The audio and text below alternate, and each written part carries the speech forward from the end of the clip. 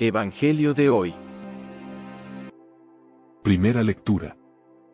Lectura del libro de Isaías. Capítulo 7, versículos 10 al 14. En aquellos tiempos, el Señor le habló a Ahaz diciendo: Pide al Señor, tu Dios, una señal de abajo, en lo profundo o de arriba, en lo alto. Contestó Ahaz: No la pediré. No tentaré al Señor. Entonces dijo Isaías: Oye, pues, casa de David. ¿No satisfechos con cansar a los hombres, quieren cansar también a mi Dios? Pues bien, el Señor mismo les dará por eso una señal. He aquí que la Virgen concebirá y dará a luz un hijo y le pondrán el nombre de Emmanuel. ¿Qué quiere decir Dios con nosotros? Palabra de Dios. Te alabamos, Señor. Salmo responsorial. Va a entrar el Señor, Él es el Rey de la gloria. Del Señor es la tierra y cuanto la llena, el orbe y todos sus habitantes. Él la fundó sobre los mares, Él la afianzó sobre los ríos. Va a entrar el Señor, Él es el Rey de la gloria. ¿Quién puede subir al monte del Señor? ¿Quién puede estar en el recinto sacro? El hombre de manos inocentes y puro corazón, que no confía en los ídolos. Va a entrar el Señor, Él es el Rey de la gloria. Ese recibirá la bendición del Señor. Le hará justicia el Dios de salvación. Esta es la generación que busca al Señor, que busca tu rostro, Dios de Jacob. Va a entrar el Señor, Él es el Rey de la gloria. Segunda lectura. Lectura de la carta del apóstol San Pablo a los Romanos. Capítulo 1, versículos 1 al 7. Yo, Pablo, siervo de Cristo Jesús, he sido llamado por Dios para ser apóstol, y elegido por Él para proclamar su evangelio. Ese evangelio, que fue anunciado de antemano por los profetas en las Sagradas Escrituras. Se refiere a su Hijo, Jesucristo, nuestro Señor, que nació, en cuanto a su condición de hombre, del linaje de David, y en cuanto a su condición de Espíritu Santificador, se manifestó con todo su poder como Hijo de Dios, a partir de su resurrección de entre los muertos.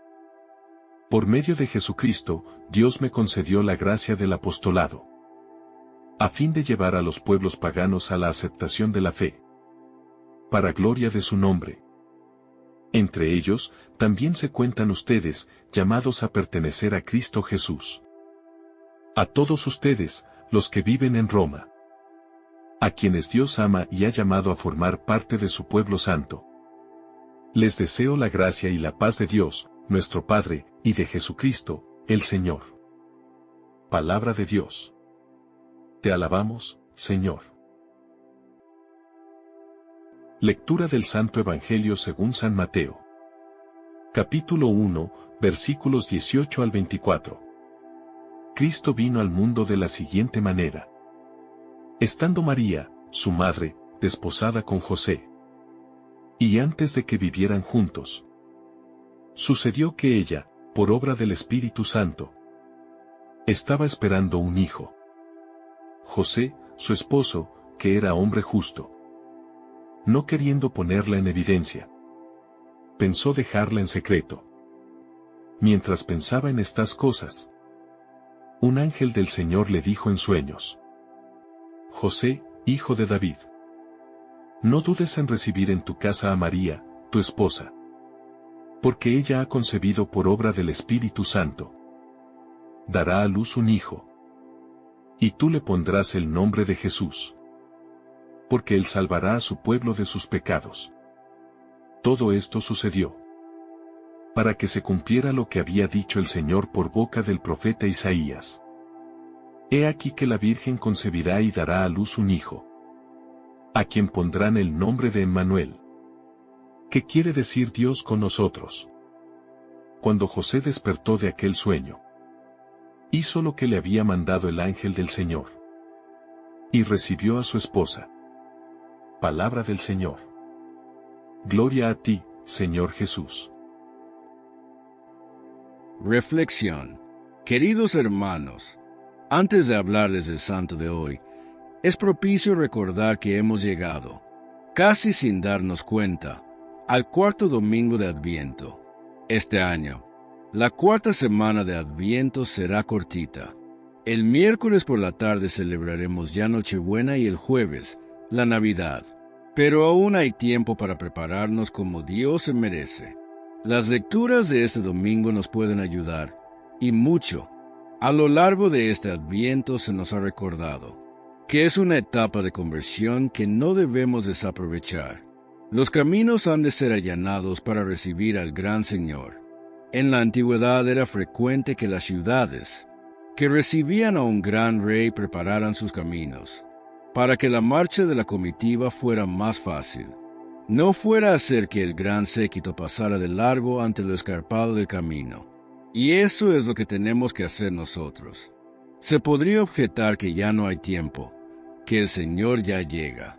Pero no, un instante es suficiente para convertirse. Un segundo a veces es un tiempo muy largo. Que lo digan los jugadores de baloncesto, que pueden perder o ganar un partido en menos de un segundo. Basta con que soltemos lastre, para que el globo de nuestras almas remonte el vuelo hacia lo más alto del cielo. Y ese lastre que nos impide volar la mayoría de las veces está encadenado a nosotros por la rutina, por la vagancia, por la soberbia. Y todo eso puede dejarse, con ayuda de Dios, en un momento, porque nadie tiene a su Dios tan cercano como nosotros. Dios con nosotros. Se hace hombre, hueso de nuestros huesos y carne de nuestra carne, hermano nuestro. Pondrá su tienda entre las nuestras. Se hace nuestro vecino. Ahora sí hablemos del santo del día. En esta mañana, la Iglesia Católica celebra a San Pedro Canicio, sacerdote jesuita y doctor de la Iglesia. Nació en el año 1521 en Nimega, territorio que hoy pertenece a los Países Bajos. Desde joven mostró una gran inclinación por el estudio y una profunda sensibilidad espiritual. Estudió en la Universidad de Colonia, donde obtuvo el grado de maestro, y allí comenzó a sentir con fuerza el llamado de Dios a una entrega total.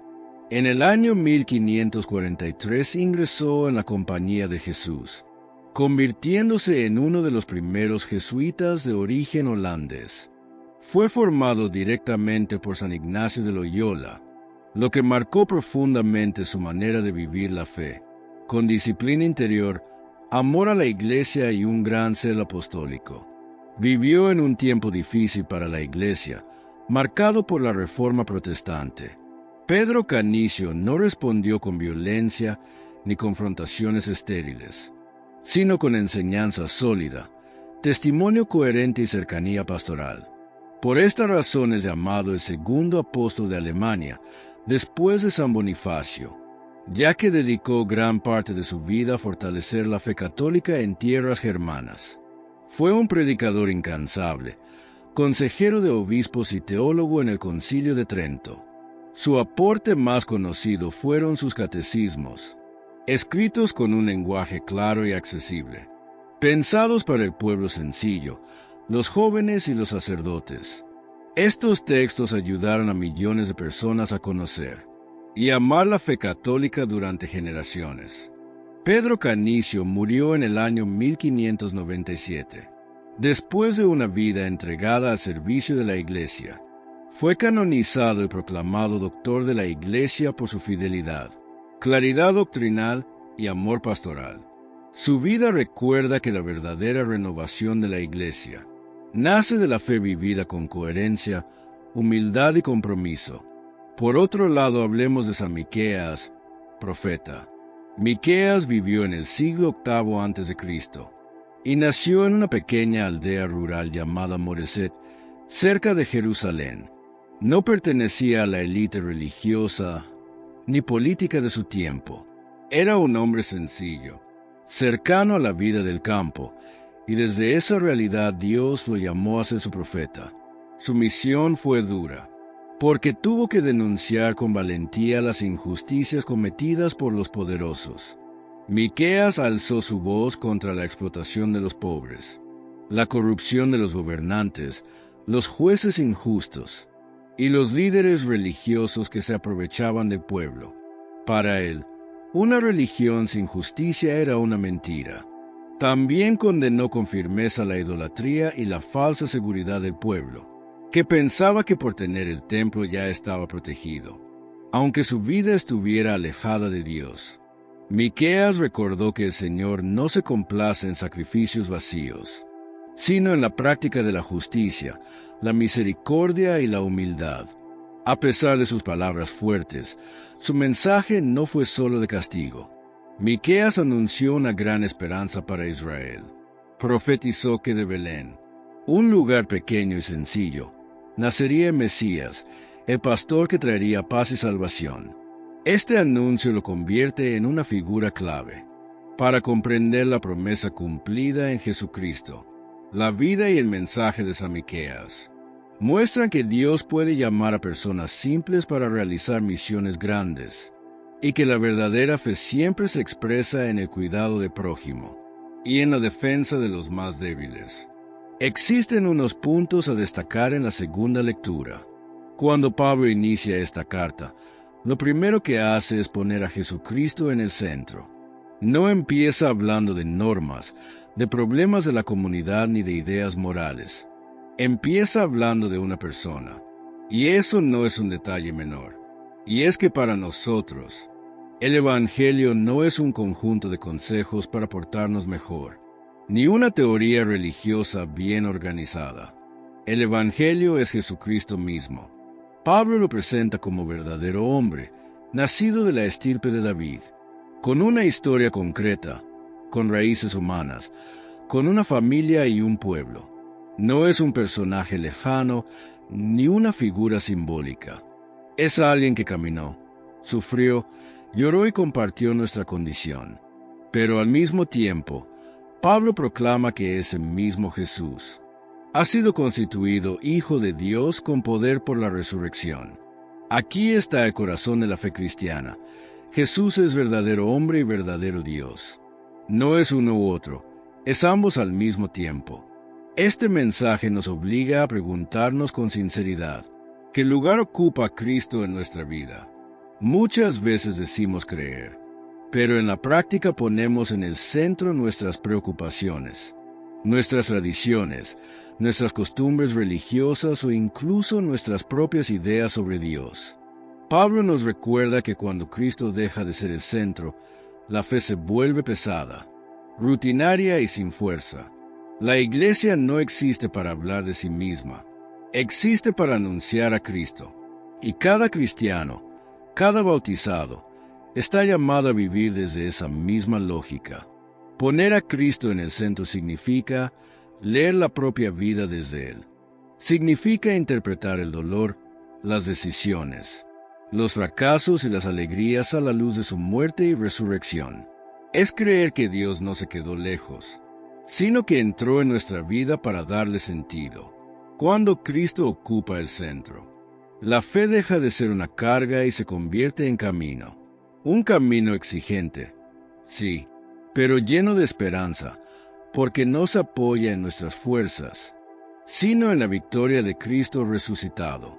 Pablo no presenta el Evangelio como algo nuevo que apareció de repente, como si Dios hubiera cambiado de idea o comenzado desde cero. Al contrario, deja claro que lo que hoy se anuncia en Jesucristo fue prometido desde antiguo por medio de los profetas en las Escrituras Santas. Esto es muy importante para nuestra fe, porque nos muestra que Dios es fiel y coherente. Dios no improvisa, Dios cumple. La historia de la salvación no es una sucesión de accidentes, sino un camino donde va preparando, poco a poco, el corazón de su pueblo para el encuentro definitivo con su Hijo. El Antiguo Testamento no es algo superado ni inútil. Es la raíz que sostiene el árbol. Las promesas hechas a Israel no fueron olvidadas. fueron llevadas a su plenitud en Cristo. El mismo Dios que habló por los profetas es el que ahora se revela plenamente en Jesús. No hay ruptura, hay cumplimiento. Creemos en un Dios que no se contradice, que no abandona su palabra y que acompaña a su pueblo a lo largo del tiempo. Este mensaje también toca nuestra vida personal. Muchas veces nos desesperamos porque no vemos resultados inmediatos, porque sentimos que Dios guarda silencio, o porque las cosas no salen como esperamos. Hay promesas que tardan en cumplirse, pero no se pierden. A veces Dios está actuando incluso cuando no lo percibimos. La fe nos invita a confiar en ese Dios que ya ha demostrado, a lo largo de la historia, que es fiel. Creer en la continuidad del plan de Dios es aprender a leer nuestra propia historia con paciencia y esperanza. Es entender que incluso las etapas difíciles pueden tener sentido dentro de un camino mayor. Dios no abandona lo que empieza, y si fue fiel con su pueblo a lo largo de los siglos, también lo será con nosotros. Pablo se llama a sí mismo siervo de Cristo Jesús, llamado a ser apóstol, escogido para el Evangelio. En pocas palabras, Pablo reconoce que su misión no nace de una decisión personal, sino de una iniciativa de Dios. Él no se eligió a sí mismo, fue alcanzado, llamado y enviado. Este modo de presentarse es profundamente cristiano y muy necesario para la vida de la Iglesia. Es por eso que toda vocación es respuesta, nunca conquista. Dios da el primer paso y el ser humano responde. Esto vale para Pablo, pero también para cada bautizado. No todos somos llamados al mismo servicio, pero todos somos llamados a algo concreto dentro del cuerpo de la Iglesia. Cuando olvidamos esto, la misión se vuelve una carga pesada o un motivo de orgullo. Algunos se cansan porque sienten que todo depende de ellos.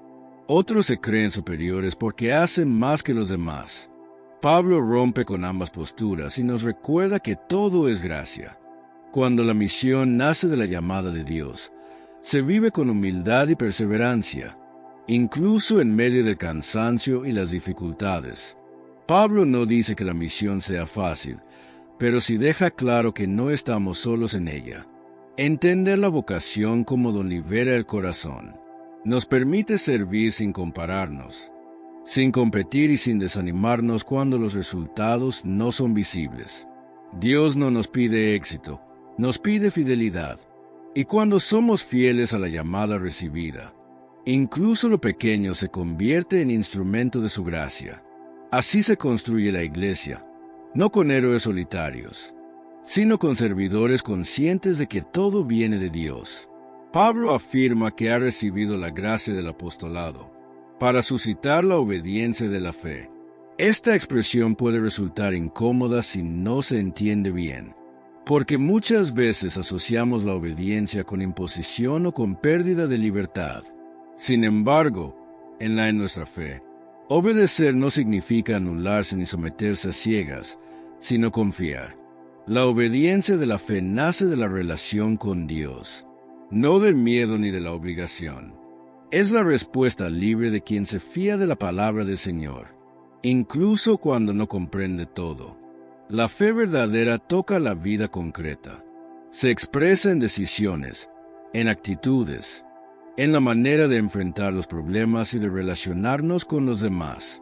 Creer implica dejar que Dios tenga algo que decir sobre nuestra forma de vivir. Pablo nos recuerda que no existe una fe auténtica que no transforme, poco a poco, el corazón y la conducta. Muchas veces queremos una fe que consuele, pero que no cuestione. Queremos sentir paz, pero sin cambiar nada. Pablo, con palabras sencillas, nos dice que la fe implica un camino de conversión. No se trata de ser perfectos, sino de estar dispuestos a dejarnos conducir. La obediencia de la fe no elimina las dudas ni las luchas internas, pero orienta la vida hacia Dios. Vivir esta obediencia es aprender a decir cada día: Señor, no lo entiendo todo, pero confío en ti. Es dejar que el Evangelio ilumine nuestras decisiones familiares, laborales y sociales. Es aceptar que Dios sabe más que nosotros y que su voluntad, aunque a veces nos incomode, siempre busca nuestro bien. Cuando la fe se vive así, deja de ser una carga y se convierte en un camino de libertad interior, sostenido por la confianza en un Dios que nunca abandona. La gracia recibida y la misión confiada no tienen límites étnicos, culturales ni sociales. El apóstol habla de suscitar la obediencia de la fe entre todos los gentiles, y recuerda a la comunidad de Roma que también ellos han sido llamados por Jesucristo. La fe cristiana no pertenece a un grupo exclusivo, ni está reservada para unos pocos. Desde su origen, el Evangelio ha sido pensado para todos, sin excepción. La Iglesia no nace para cerrarse sobre sí misma, sino para salir al encuentro. La palabra católico significa universal, y este texto lo confirma. Dios no hace distinciones a la hora de amar y de llamar. No pregunta de dónde venimos, cuál es nuestro pasado o qué tan preparados estamos. Llama, acoge y transforma. Pablo, que conoció bien las divisiones de su tiempo, anuncia con claridad que en Cristo se rompen las barreras que separan a las personas. A veces, sin darnos cuenta, convertimos la fe en un espacio cerrado, donde solo caben los que piensan como nosotros o viven según nuestros criterios. Pablo nos acude y nos recuerda que el Evangelio no es propiedad privada. La misión de la Iglesia es anunciar a Cristo a todos, con respeto, con paciencia y con misericordia. No estamos llamados a juzgar, sino a testimoniar. Aceptar la universalidad de la salvación también nos compromete personalmente. Nos invita a revisar nuestras actitudes, nuestros prejuicios y nuestras exclusiones. Nos llama a mirar a los demás como posibles destinatarios de la gracia, no como obstáculos. Cuando la Iglesia vive esta apertura, se convierte en signo del amor de Dios para el mundo. Y cuando cada creyente asume esta mirada, el Evangelio deja de ser un discurso y se transforma en vida compartida, capaz de llegar incluso a los corazones más alejados. Pablo se dirige a los cristianos de Roma con palabras que pueden parecer grandes, pero que en realidad están llenas de cercanía. Los llama amados de Dios y llamados a ser santos. No se refiere a personas perfectas ni a creyentes sin problemas.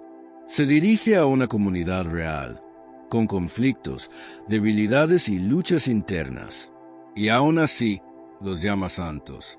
Esto nos ayuda a comprender que la santidad no es un premio reservado para unos pocos, sino una vocación ofrecida a todos los bautizados. Ser santo no significa vivir desconectado de la realidad, ni llevar una vida extraordinaria a los ojos del mundo. Significa pertenecer a Dios y dejarse transformar por el en medio de la vida diaria. Pablo nos recuerda que la santidad comienza por sabernos amados. No nace del esfuerzo por ser mejores que otros, sino de la experiencia de un Dios que nos ha elegido y nos sostiene. Cuando una persona se sabe amada por Dios, su manera de vivir empieza a cambiar desde dentro. Muchas veces pensamos que la santidad es algo inalcanzable, demasiado alto para nosotros. Pablo rompe con esa visión y nos dice, con sencillez, que Dios llama santos a personas concretas, con nombre y apellido, que viven en medio del mundo. La santidad se construye en lo cotidiano, en la paciencia, en el perdón, en la fidelidad a lo pequeño, en la lucha diaria por amar un poco más. Vivir como llamados a la santidad es asumir nuestra fe con seriedad, pero sin rigidez. Es caminar con caídas y levantadas, sabiendo que Dios no se cansa de nosotros. La santidad no es un camino solitario, sino comunitario, vivido en la Iglesia y sostenido por la gracia. Y cuando se vive así, la vida cristiana deja de ser una carga pesada y se convierte en una respuesta agradecida al amor de Dios. Todo en la vida cristiana comienza con la gracia. Por Jesucristo, dice Pablo, hemos recibido la gracia. Esta afirmación sostiene toda la fe católica. Antes de que el ser humano busque a Dios, Dios ya lo ha buscado. Antes de que hagamos algo por Él, Él ya ha actuado a nuestro favor. La gracia no se compra, no se merece y no se exige. Se recibe. Esta forma de pensar corrige dos extremos muy comunes. Por un lado, la idea de que todo depende solo de nuestras fuerzas, como si la salvación fuera el resultado de portarnos bien. Por otro lado, la tentación de la pasividad, como si no importara cómo vivimos. El apóstol nos enseña que la gracia de Dios no anula nuestra responsabilidad, pero sí la sostiene. Es Dios quien da la fuerza para creer, para servir y para perseverar. Sin su gracia, el camino cristiano se vuelve imposible o frustrante.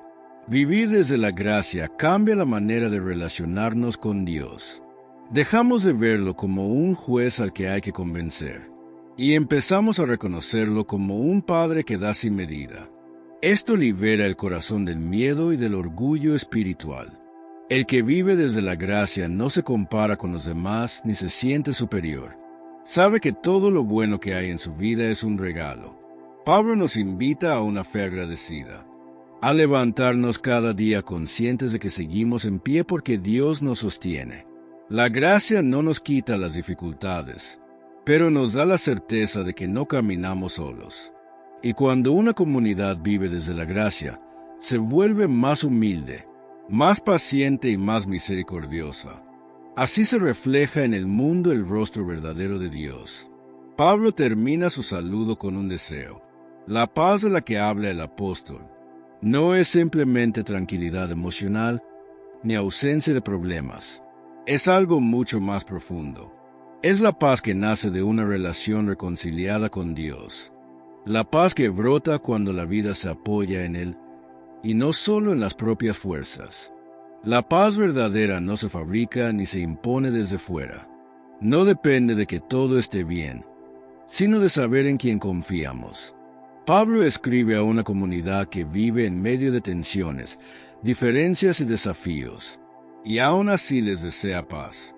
No una paz ingenua, sino la paz que nace de saberse amados y sostenidos por Dios.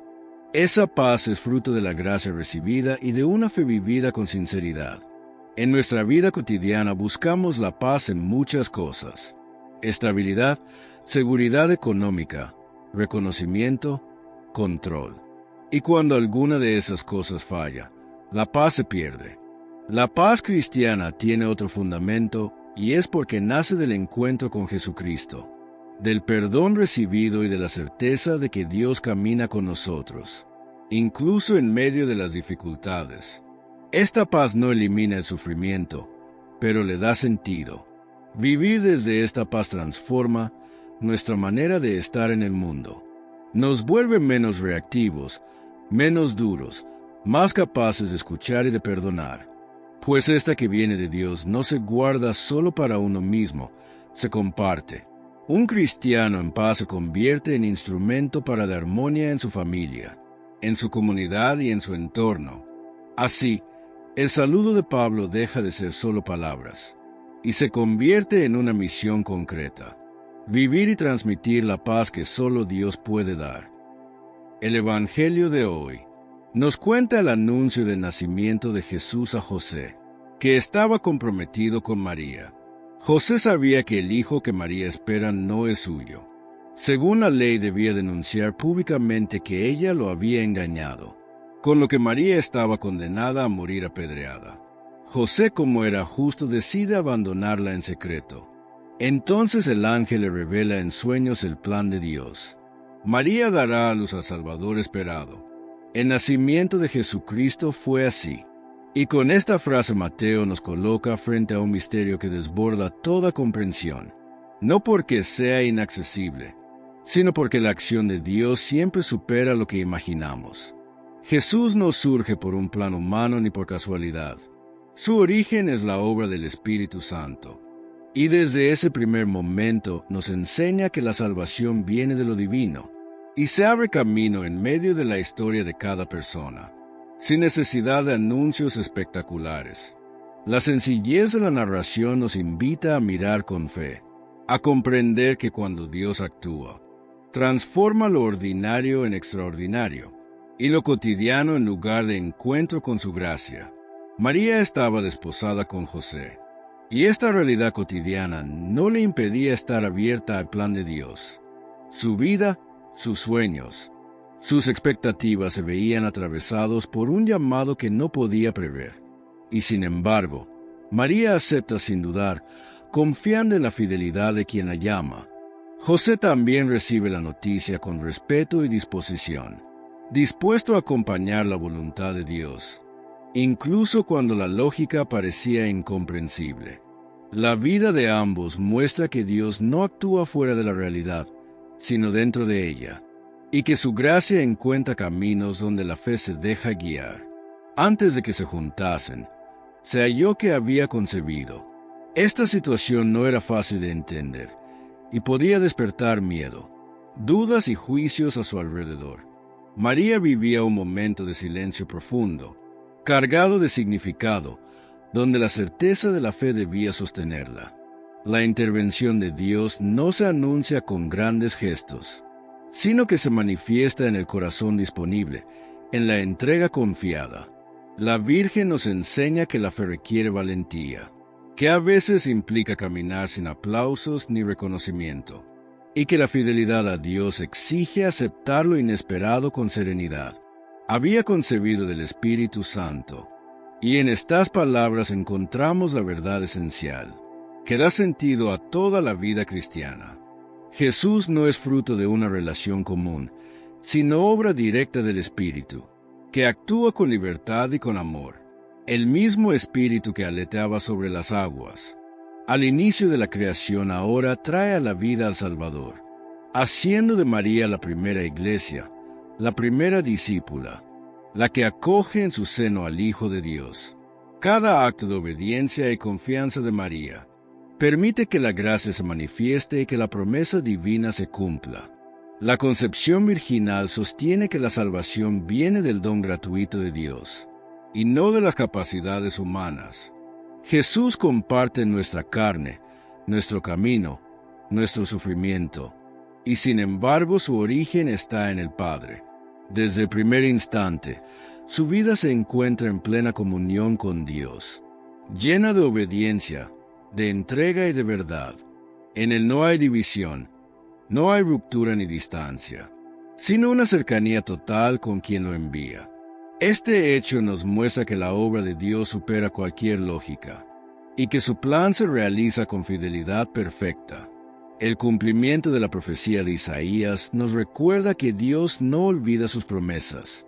La Virgen concebirá y dará a luz un hijo, y esa promesa se hace real en María, quien acoge en su vida el misterio que transforma la vida. La fidelidad de Dios permanece incluso cuando los tiempos parecen difíciles, cuando el mundo observa sin comprender y cuando el corazón se enfrenta al miedo.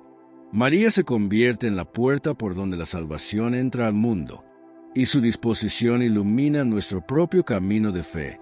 Este pasaje también nos enseña la manera en que Dios obra hoy. Su acción no depende del ruido ni de la apariencia, sino del corazón que se deja guiar. María no necesitó comprender todos los detalles, ni explicar cada acontecimiento, ni defenderse ante los demás.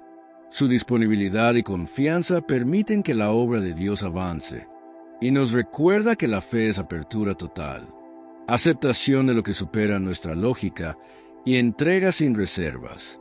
La Virgen nos muestra que la fidelidad se vive en lo cotidiano, en la paciencia y en la espera confiada. El Espíritu Santo sigue actuando en cada creyente.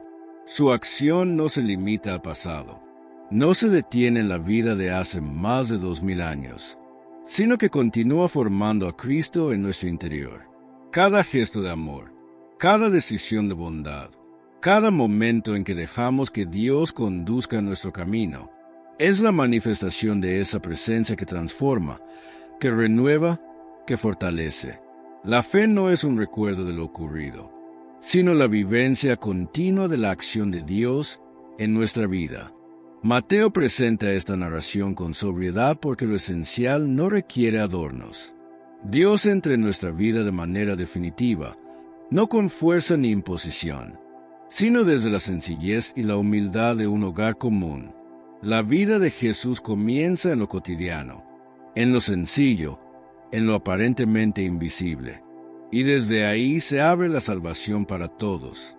Cada corazón que se abre a la fe encuentra en este misterio la fuerza para caminar, para confiar y para vivir con esperanza.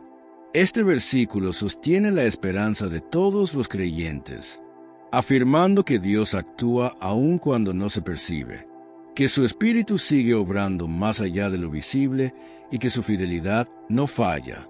La historia de Jesús comienza en la confianza de María y en la acción del Espíritu, y desde ahí se extiende como camino de salvación, consuelo y vida nueva, tocando a todos los que se disponen a creer y a dejarse conducir por Él, recordando que la gracia siempre encuentra un corazón abierto, y que la fidelidad de Dios no conoce límites. José era un hombre justo, un trabajador sencillo, un hombre de pueblo que vivía según la ley de Dios.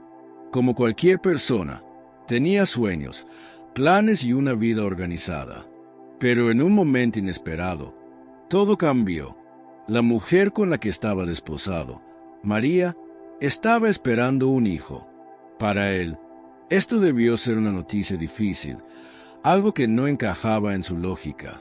Sin embargo, en vez de actuar impulsivamente o con dureza, decidió proceder con prudencia y misericordia. Aquí vemos ya una primera enseñanza de San José. Su bondad y justicia no se limitaban a cumplir la ley de manera rígida, sino que iban acompañadas de amor y compasión. No quiso exponer a María a la vergüenza ni al castigo, sino que buscó una salida discreta. Su corazón reflejaba la ternura de Dios, que siempre busca salvar antes de condenar. Pero Dios tenía un plan más grande, y José debía ser parte de él. Es cierto que muchos sacerdotes, monjas y consagrados no tenían en sus planes dedicarse a Dios de la manera en que lo hicieron. Para muchos, la vocación no era una idea preestablecida, sino un llamado inesperado que los llevó a una vida completamente distinta de la que imaginaban. Al igual que San José, que tenía su vida trazada, su futuro y sus planes junto a María, Dios interrumpió esos proyectos para llevarlo por un camino que no estaba en su horizonte. Este es un tema muy profundo y lleno de significados para la vida cristiana. San José tenía su vida organizada. Era un hombre justo, un carpintero que probablemente soñaba con formar una familia, y su compromiso con María le daba estabilidad y paz. Sin embargo, cuando recibió el mensaje del ángel, todo cambió. Dios, a través del Espíritu Santo, le reveló que María, su prometida, esperaba al Hijo de Dios. En ese momento, sus planes personales fueron puestos a prueba. El amor que sentía por María y el respeto que tenía por el plan divino lo llevó a confiar sin entender completamente el propósito, pero aceptando la voluntad de Dios sobre la suya. Este acto de obediencia y fe de San José se refleja en la vida de muchas personas que, en su día a día, no habían pensado en una vida consagrada. Muchos sacerdotes y monjas, al igual que él, sintieron el llamado de Dios en momentos inesperados, ese y en situaciones que desafiaban sus proyectos. No era lo que habían planeado, pero lo acogieron con el corazón abierto, siguiendo un camino que, aunque incierto, les permitió experimentar un amor más profundo y una misión más grande. Este es un recordatorio de cómo, a veces, Dios nos llama a algo mucho más grande que nuestras expectativas. Nos invita a abrirnos a lo inesperado, a los cambios que nos desafían, pero que nos acercan a Él. Muchas personas hoy en día también acogen la llamada a ser instrumentos de la voluntad divina, transformando sus vidas y dejando que Dios guíe sus pasos, aunque no tengan claridad sobre todo lo que esto implica. Aceptar este tipo de llamados no significa renunciar a sueños o proyectos personales, sino entregarlos a Dios, quien sabe cómo transformar esos planes en algo más grande, más profundo y lleno de amor. De esta manera, como San José, podemos descubrir que Dios tiene un propósito más allá de lo que imaginamos, y ese propósito nos lleva a un camino lleno de paz, servicio y un amor que trasciende todo lo que podamos entender. En los tiempos de Jesús, el compromiso matrimonial entre un hombre y una mujer no solo era un acto de amor, sino también un acto legal muy serio. La ley judía consideraba que el compromiso era tan vinculante como el matrimonio mismo, y por ello, cualquier ruptura del compromiso debía llevarse a cabo con un proceso formal. En ese contexto, José y María estaban comprometidos, pero la situación que vivieron estaba lejos de ser la tradicional. En la quietud de la noche, Dios se le aparece a José en un sueño a través de un ángel. El ángel dijo a José: José, hijo de David, no temas recibir a María por esposa, porque lo que en ella se ha engendrado es del Espíritu Santo.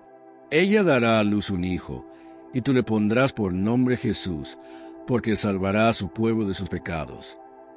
Esta intervención divina fue necesaria, no solo para la vida de José y María, sino para el cumplimiento de las promesas de Dios al pueblo de Israel. El nombre de Jesús significa Dios salva. Y este niño que nacería de María no sería un niño cualquiera, sino el Mesías prometido, el Salvador de todos los pueblos, el cumplimiento de la profecía de Isaías que decía: He aquí, la Virgen concebirá y dará a luz un hijo, y llamarán su nombre Emmanuel, que traducido es Dios con nosotros. Dios no dejó que la duda y la incertidumbre de José lo apartaran de su camino. Él lo guió a través de este sueño y le dio el valor de aceptar la misión que le confiaba. A través de esta intervención divina, Dios mostraba a José su voluntad de una manera clara, pero también le pedía una respuesta de fe y obediencia. Lo que José hizo después de recibir el mensaje del ángel es un acto de fe que todos debemos admirar y aprender. Cuando despertó, José obedeció inmediatamente. No dudó ni un segundo. Tomó a María como su esposa, a pesar de las apariencias, a pesar de las murmuraciones y los prejuicios que pudieran haber surgido entre la gente. José aceptó el plan de Dios sin entender todos los detalles, pero confiando en que lo que Dios había dispuesto era lo mejor. José nos enseña a vivir con confianza en Dios, incluso cuando no entendemos completamente lo que está sucediendo a nuestro alrededor. Él nos muestra que, aunque los planes de Dios pueden no coincidir con los nuestros, su voluntad es siempre para el bien. José no siguió sus propios deseos, ni se dejó llevar por el miedo a que dirán, sino que confió en la dirección que Dios le dio. Hoy podemos aprender mucho de la vida de José.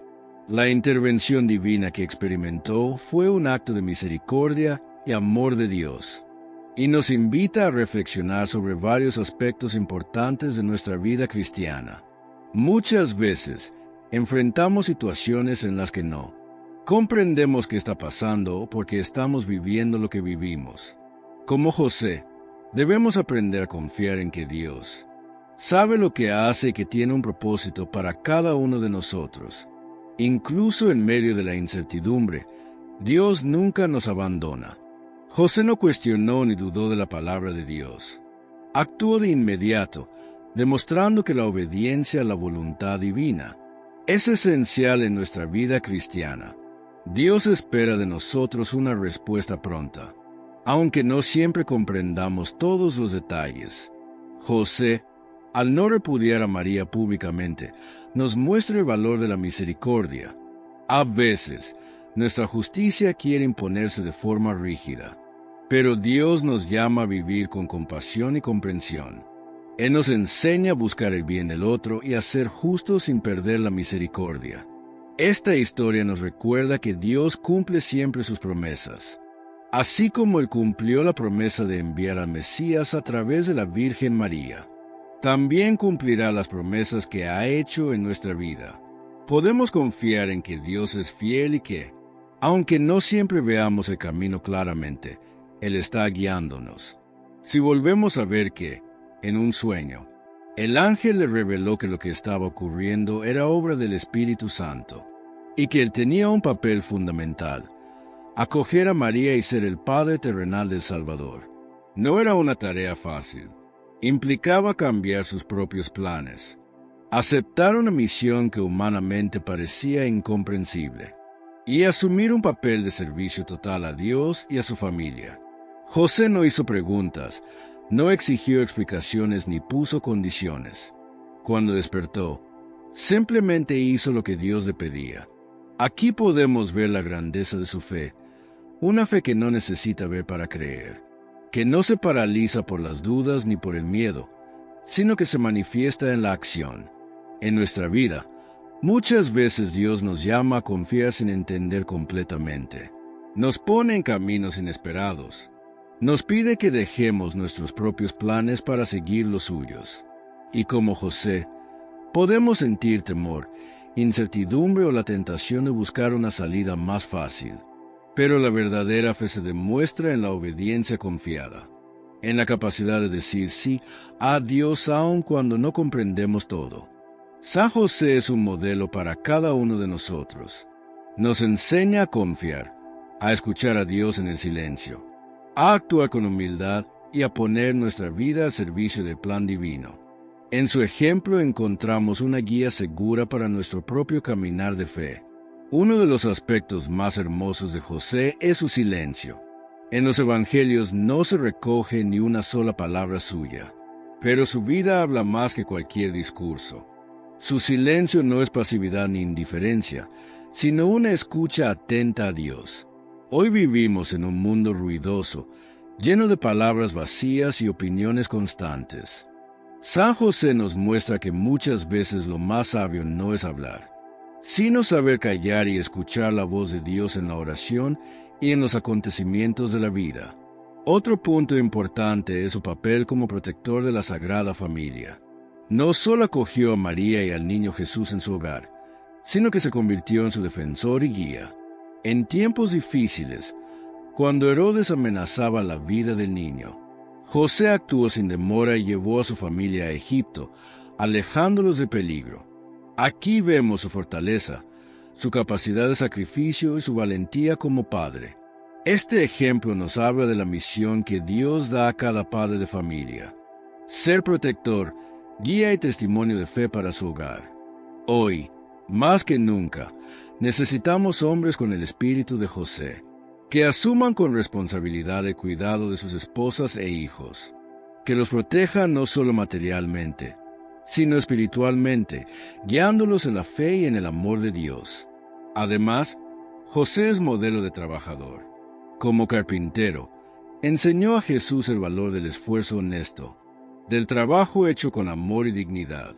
Nos recuerda que el trabajo no es solo un medio de subsistencia, sino una forma de colaborar con la obra de Dios, de servir a los demás y de santificarnos en la vida cotidiana. Con su vida sencilla, nos muestra que la santidad no está reservada solo para quienes hacen grandes milagros o predican a multitudes. También en lo ordinario, en la responsabilidad de cada día, en el servicio silencioso. En el día de hoy, vamos a contestar de manera breve algunas preguntas que me han hecho. Ana Madira Martínez dice: ¿qué debería significar realmente la Navidad para un católico? Hermana Ana, gracias por tu pregunta. Para nosotros significa detenerse y recordar que Dios no llegó con poder, sino con sencillez. La Navidad no es solo una tradición bonita, es una llamada a vivir con más humanidad, más compasión y más fe. Si después de Navidad seguimos iguales, algo no entendimos. Carlos Alberto Núñez dice: ¿por qué los católicos celebramos el nacimiento de Jesús el 25 de diciembre si la Biblia no dice la fecha exacta? Hermano Carlos, es porque la Iglesia no celebra un número en el calendario, celebra un hecho real. El día es simbólico, pero el nacimiento de Jesús es verdadero. La fe no depende de una fecha exacta, sino del acontecimiento que cambió la historia. María Elena Rodríguez dice: ¿no es cierto que el 25 de diciembre viene de fiestas paganas? Hermana María, sí, existían celebraciones paganas, y la Iglesia no lo niega. Lo que hizo fue darles un sentido nuevo. Donde antes se celebraba al sol, los cristianos proclamaron a Cristo como la luz verdadera. No se trata de copiar, sino de transformar. José Manuel Herrera dice: entonces, ¿la Navidad es una mentira? No lo es. Mentira sería negar que Jesús nació. Celebrar ese nacimiento en una fecha simbólica no engaña a nadie que quiera entenderlo con honestidad. La Navidad es una confesión de fe, no un truco histórico. Rosa Isabel Peña dice: porque algunos cristianos dicen que no se debe celebrar la Navidad. Hermana Rosa, algunos lo dicen porque lee la fe solo desde la letra, y no desde la vida de la Iglesia. Olvidan que la fe se transmitió primero por la comunidad cristiana, y luego por la Escritura. Rechazar la Navidad es perder una oportunidad de anunciar que Dios se hizo cercano. Luis Fernando Gómez dice: ¿Jesús realmente nació o es solo un símbolo? Hermano Luis, Jesús nació de verdad. No es un mito ni una idea bonita. Fue un niño real, nacido de una mujer real, en una situación concreta. La Navidad recuerda un hecho histórico con un sentido profundamente espiritual.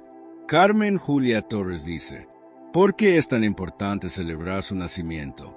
Hermana Carmen, para nosotros los católicos es ahí empieza todo. Dios no comenzó salvándonos desde el cielo, sino entrando en nuestra fragilidad.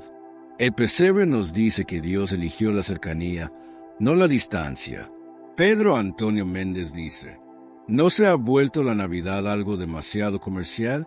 Hermano Pedro, lamentablemente sí, y eso duele. Pero que el mundo consuma no quita el sentido de la fe. La solución no es eliminar la Navidad, sino vivirla con conciencia, sencillez y solidaridad. Por último, vamos a leer algunos de sus comentarios. Rosa Aquino dice: Señor, te pido para que Adriana Soto, Guadalupe Medina, Federico Cabrera y Laura Sena dejen trabajar en paz a mi hija Laura Aquino, porque ella necesita su trabajo. Te pido, Señor, sanidad para las convulsiones de mi hijo Pablo Aquino. Hermana Rosa, que el Señor escuche el clamor de una madre, que defiende el pan y la dignidad de su hija. Que Dios toque los corazones de quienes rodean a Laura Aquino, quite toda injusticia, y le permita trabajar en paz, con estabilidad y tranquilidad. Y por Pablo Aquino, que la mano sanadora de Cristo se pose sobre su cuerpo, calme sus convulsiones y le devuelva equilibrio, descanso y esperanza. Dios no abandona a los hijos que se ponen en sus manos. Ángel González Reyes dice: Señor, te presento a Mileni Burgos, que ella no quiere que José Ángel González Pérez vea a la niña Sofía. Hermano Ángel, hoy ponemos esta situación dolorosa delante del Dios justo y misericordioso.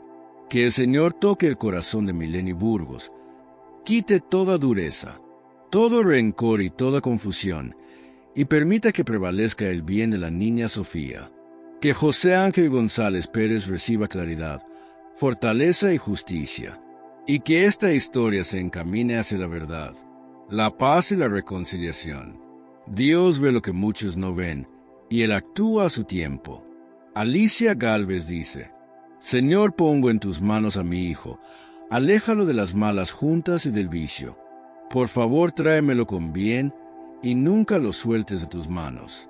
Y ayuda a mi familia a salir adelante. Sana los corazones. Hermana Alicia, el Señor conoce tu angustia y tu desvelo. Que Cristo salga al encuentro de tu hijo, lo rescate del camino que lo destruye y lo devuelva a casa con un corazón renovado. Que tu familia reciba fuerza para levantarse, sanar heridas antiguas y caminar unida bajo la protección de Dios. Nada está perdido cuando una madre ora con fe. Cándido Mercedes dice: Ore por mí. Hermano Cándido, Hoy te presentamos delante del Señor tal como estás, con tus luchas, tus cargas y tus silencios. Que Dios te fortalezca, te sostenga y te conceda la gracia que más necesitas en este momento. No estás solo, el Señor camina contigo incluso cuando no lo sientes. Rigo Benavides dice: deseo la salud de mi nuera Johanna. Hermano Rigo, ponemos la vida de Johanna en las manos sanadoras del Señor. Que Dios la visite con salud, alivio y restauración, y que su familia sea un apoyo lleno de amor y paciencia. Que la paz de Cristo habite en su hogar. María Estela Ramírez dice: les pido el favor de orar por mis hijos Mira Liliana Lara y Diego Andrés Lara. Hermana María Estela, que el Señor cuide a Mira Liliana y a Diego Andrés, los guíe por caminos rectos y los libre de todo peligro. Que Dios fortalezca sus decisiones y los cubra con su gracia cada día. Freddy Leonel Cordero Villegas dice: sigo pidiendo por mi esposo para que no siga con las drogas. Hermana Freddy, Dios escucha tu súplica perseverante. Que Cristo rompa las cadenas de la adicción en tu esposo, le devuelva la dignidad y le regale el deseo sincero de cambiar. Que tú recibas fuerza, paciencia y consuelo mientras Dios obra. Gloria Campos dice: Señor mío y Dios mío, te pido por las almas de purgatorio, y por mi hijo Carlos e hija Claudia, que salgan de los vicios, y por mi hija Flor, que la van a operar de tiroides. Hermana Gloria, el Señor recibe tu oración generosa. Que las almas del purgatorio alcancen descanso eterno. Que Carlos y Claudia sean liberados de todo vicio y encuentren un nuevo rumbo en Dios. Y que Flor sea acompañada en su cirugía. Que todo salga bien y que su recuperación esté llena de paz y sanación. Yadira Leija dice: Señor Jesús, te consagro a mis 5 hijos, en especial a mi hija Nizuki Janet, que está enferma. Dale salud y concédele un bebé si es tu voluntad. Hermana Yadira, qué hermosa entrega haces al Señor. Que Dios sane a Nizuki Janet, fortalezca su cuerpo y su alma, y la llene de esperanza. Que el Señor actúe según su voluntad perfecta, regalando paz a tu corazón y confianza en sus planes, que siempre son de amor. Eva Solano dice: Dios bendito bendice a mis hijos y nietos y quita a Javier de su vicio. Hermana Eva, que el Señor cubra a tus hijos y nietos con su protección diaria, y que Javier sea tocado profundamente por la gracia de Dios, dejando atrás el vicio y encontrando una vida nueva en Cristo. Yolanda Arias de la Cruz dice: Padre Dios, pongo en tus manos a mi familia, y a Gustavo, que sufre una enfermedad grave, que se haga tu voluntad. Hermana Yolanda, tu fe es grande. Que Dios sostenga a Gustavo en medio de su enfermedad, le conceda alivio y paz, y que tu familia sienta la presencia consoladora del Señor en todo momento. Dios nunca abandona a los que confían en Él. User dice: Señor, te pido por mi hijo para que lo sanes de ese vicio que tiene. Hermana User, ponemos a tu hijo en las manos liberadoras de Cristo. Que Dios lo sane, lo levante y lo devuelva a una vida digna, libre y llena de sentido. El Señor puede hacer nuevas todas las cosas. Celia Ruiz dice: Señor mío Jesucristo, no nos sueltes de tus benditas manos. Y sigo poniendo a mi hijo Jorge para que se aleje del vicio. Hermana Celia, que el Señor sostenga a tu familia con firmeza. Que Jorge sea liberado de las malas compañías y del vicio, y que encuentre en Dios la fuerza que necesita para cambiar. Tu oración no cae en el vacío.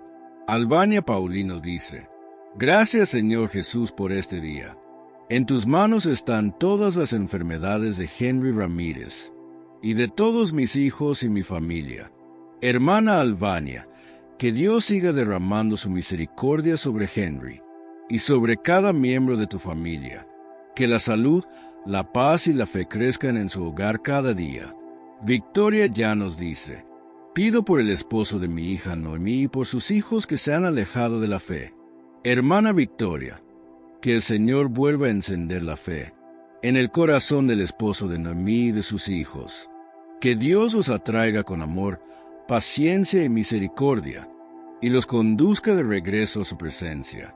Informante dice: protege a mi hija Florgine Perea Lenis de todo mal y peligro. Hermana, que el Señor sea pastor que cuide a Florginet, la libre de todo mal y la acompañe en cada paso. Dios es fiel y nunca falla. Miguel Chávez dice: Señor, dame fortaleza para seguir luchando por mi hogar, mi familia y mi esposa. Hermano Miguel, que Cristo te fortalezca cuando sientas cansancio y te renueve cuando falten fuerzas. Que Dios toque el corazón de tu esposa, sane las heridas y abra caminos de diálogo, perdón y restauración.